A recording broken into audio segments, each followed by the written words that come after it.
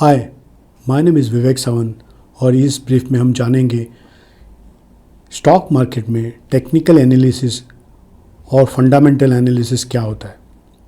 सो fundamental analysis generally company के fundamentals के बारे में हमें इंफॉर्मेशन मिलती है, जैसे कंपनी प्रॉफिटेबल है कि नहीं, कंपनी का सेल्स बढ़ रहा है कि नहीं, कंपनी का प्रॉफिट बढ़ रहा है कि नहीं, company paying dividend to the share holders और not, how the company is capturing the market, basically market capitalization company का बढ़ रहा है कि नहीं, how the company is performing, उसके कॉम्पिटिटर के साथ उस कंपनी का परफॉर्मेंस कैसा रहता है।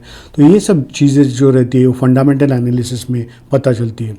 तो फंडामेंटल एनालिसिस क्यों लगती है? सो फंडामेंटल एनालिसिस से हम लोग जो स्टॉक्स पिकिंग करते हैं, जैसे स्टॉक स्क्रीनिंग करते हैं, उसके लिए फंडामेंटल एनालिसिस लगती है। फंडामेंटल एनालिसिस लॉन्ग टर्म के लिए देखी जाती है। जैसे कि कोई अच्छा स्टॉक हमें पोर्टफोलियो में लेना है तो फर्स्ट फंडामेंटल एनालिसिस देखना चाहिए, क्योंकि उससे पता चलता है कि ये कंपनी वर्थ है क्या, ये कंपनी का स्टॉक वर्थ है क्या अपने पोर्टफोलियो में लेने के लिए।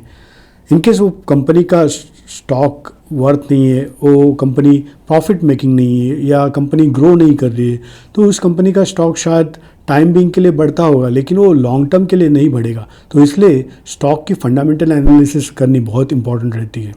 सो कोई भी स्टॉक्स लेने से पहले और स्टॉक पिकिंग करने से पहले और स्टॉक स्क्रीनिंग करने के पहले आपको फंडामेंटल एनालिसिस करनी चाहिए। देयर आर मल्टीपल साइट्स, बहुत सारी साइट्स अवेलेबल है फंडामेंटल एनालिसिस करने के लिए।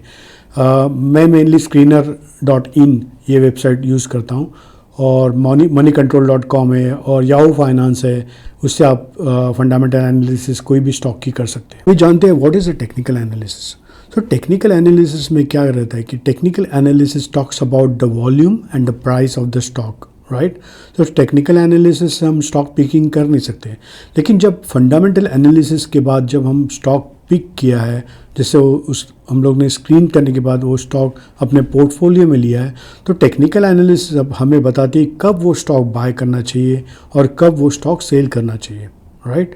So technical analysis basically chart पे देखी जाती है, टेक्निकल चार्ट्स जैसे डेली चार्ट, वीकली चार्ट्स रहते हैं, मंथली चार्ट्स रहते हैं स्टॉक के। उसमें काफ़ी सारे द कैंडल स्टिक पैटर्न्स रहते हैं या डिफरेंट वेरियस टेक्निकल पैटर्न्स रहते हैं, उससे हमें वो स्टॉक बेरिश है या बुलिश है पता चल जाता है। तो मेनली जो शॉर्ट टर्म के लिए और या short term to medium term play करने के लिए जनरली लोग फंड टेक्निकल एनालिसिस देते हैं। जैसे कि आज सुबह स्टॉक लिया और 1 या 2 दिन में मुझे बेचना है या इंट्राडे में बेचना है, तो मैं टेक्निकल एनालिसिस देखूंगा कि उस स्टॉक में कितना वॉल्यूम है, स्टॉक ऊपर जा रहा है कि नहीं, उसकी कैंडल का पैटर्न कैसा है, कितनी बड़ी कैंडल है, RSI क्या है। सो ये वेरियस जो पैटर्न्स जो फंडामेंटल अतिरिक्त जो टेक्निकल एनालिसिस के जो KPIs है वो देखते हैं। सो टेक्निकल एनालिसिस के लिए आपको पैटर्न्स का इंफॉर्मेशन होना या वॉल्यूम का इंफॉर्मेशन होना, RSI का इंफॉर्मेशन होना इम्पॉर्टेंट रहता है।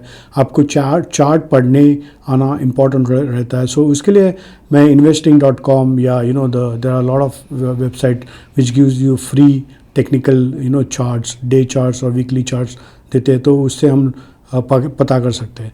So technical analysis mainly short term investment के लिए रहती है और शॉर्ट टर्म ट्रेडिंग के लिए रहती है, और fundamental analysis basically you need to understand like stock picking के लिए रहती है।